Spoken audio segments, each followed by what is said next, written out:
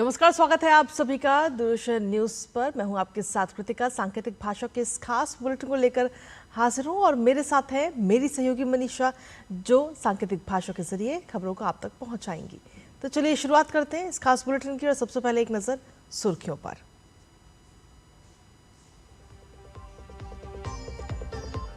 Kota Bundi greenfield airport का शिलान्यास आज प्रधानमंत्री नरेंद्र मोदी करेंगे समारोह को संबोधित। लोकसभा अध्यक्ष ओम बिरला और केंद्रीय उड्डयन मंत्री राममोहन नायडू रहेंगे मौजूद।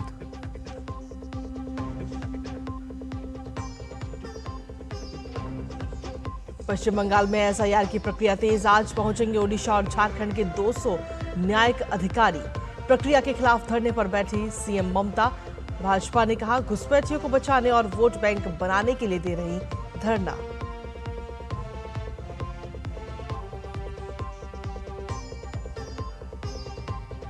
नेपाल के आम चुनावों में पूर्व रैपर वालिन शाह की राष्ट्रीय स्वतंत्र पार्टी की बम्पर लीड। शुरुआती रुझानों में 100 से ज्यादा सीटों पर आगे।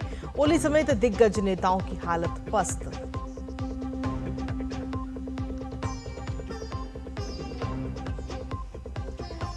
अमेरिका के राष्ट्रपति डोनाल्ड ट्रंप की ईरान को कड़ी चेतावनी। कहा संघर्ष को खत्म करने के लिए बिना किसी शर्त के आत्मसमर्पण करे तेहरान।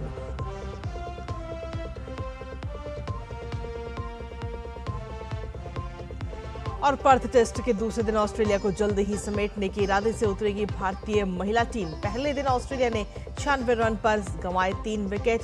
भारत की पहली पारी में 198 रन पर सिमटी।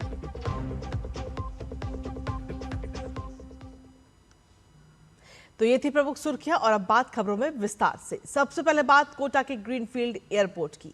कोटा के ग्रीनफील्ड एयरपोर्ट का सपना अब हकीकत में बदलने जा रहा है। जी हां, आज कोटा बूंदी ग्रीनफील्ड एयरपोर्ट का शिलान्यास होगा और इस परियोजना की अनुमानित लागत 1507 करोड़ रुपए है।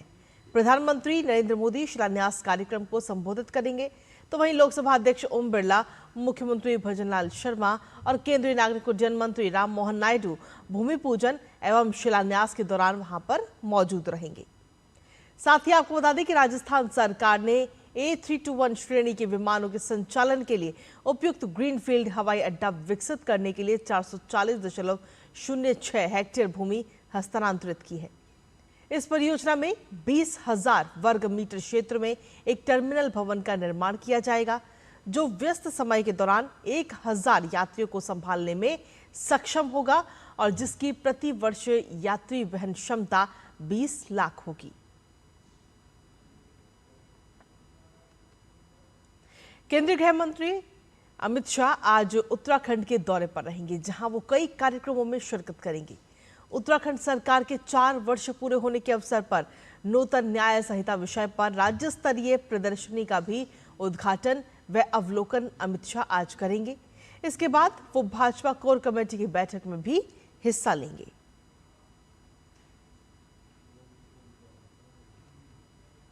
पश्चिम बंगाल में जारी एसआईआर प्रक्रिया में सुप्रीम कोर्ट के आदेश के बाद अब ओडिशा और झारखंड के 200 न्यायिक अधिकारी जुड़ने जा रहे हैं। तार्किक विसंगतियों को दूर करने के लिए कोलकाता हाईकोर्ट के न्यायिक अधिकारियों के साथ ये अधिकारी सोमवार से बंगाल के अलग अलग जिलों में काम करेंगे। और इस बीच ममता बनर्जी एक बार फिर से इस प्रक्रिया के खिलाफ धरने पर बैठ गई हैं। बीजेपी ने ममता बनर्जी और टीएमसी सरकार पर घुसपैठियों के समर्थन और संरक्षण का आरोप लगाया है।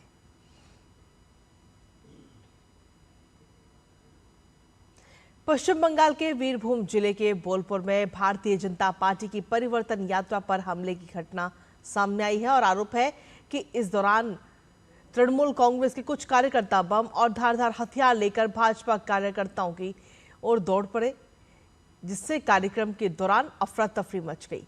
इस घटना को लेकर विष्णुपुर से भाजपा सांसद सौमित्र खां ने चुनाव आयोग को पत्र लिखा है। उन्होंने मुख्य चुनाव आयुक्त से शिकायत करते हुए कहा कि यह हमला लोकतांत्रिक प्रक्रिया पर गंभीर हमला है। इसके साथ ही खान ने आरोप लगाया कि घटना के बाद भी प्रशासन की ओर से उचित कार्रवाई नहीं की गई। उन्होंने ये भी कहा कि केंद्रीय बलों को स्वतंत्र रूप से काम करने से रोका जा रहा है, जबकि राज्य पुलिस तृणमूल कांग्रेस के निर्देशों पर काम करती नजर आ रही है। भाजपा सांसद ने चुनाव आयोग से मामले में हस्तक्षेप कर निष्पक्ष कार्रवाई सुनिश्चित करने की मांग की है।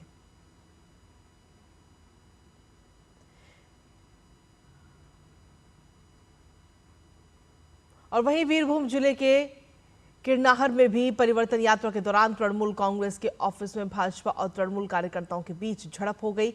राज्य पुलिस ने झड़प रोकने और भीड़ को हटाने के लिए बीच बचाव किया।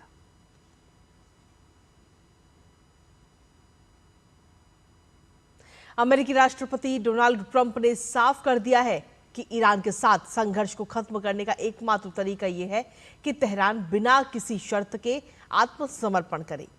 ट्रंप ने तेहरान के साथ नई बातचीत से भी इनकार कर दिया है। उन्होंने सोशल मीडिया पर लिखा कि ईरान के साथ किसी भी तरह की डील तभी संभव है जब वो अनकंडीशनल सरेंडर करे और इसके बाद एक बेहतरीन नेतृत्व चुना जाएगा।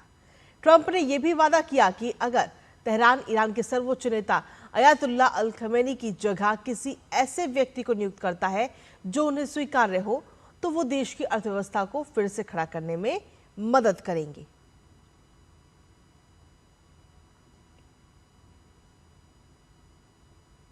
पांच मार्च को नेपाल में आम चुनाव के मद्देनजर वोटिंग के बाद अब मतगणना जारी है, जिसमें अब तक सामने आए आंकड़ों के अनुसार पूर्व रैपर बालेंद्र शाह की राष्ट्रीय स्वतंत्र पार्टी बड़ी जीत की ओर बढ़ रही है। शुरुआती रुझानों में पार्टी 100 से ज्यादा सीटों पर आगे चल रही है। आरएसपी के इस शानदार प्रदर्शन का मतलब है कि नेपाल के अगले प्रधानमंत्री बालेंद्र शाह हो सकते हैं। साथ ही आपको बता दें कि 35 वर्षीय बालेंद्र शाह एक युवा नेता हैं और नेपाली यूथ के बीच काफी लोकप्रिय भी हैं।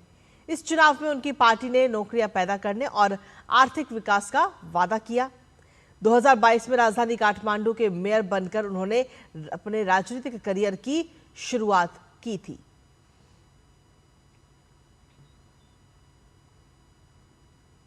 और इसी के साथ फिलहाल सांकेतिक भाषा के इस खास बुलेटिन में मुझे, मेरी सहयोगी मनीषा और हमारी पूरी टीम को दीजिए अनुमति। नमस्कार।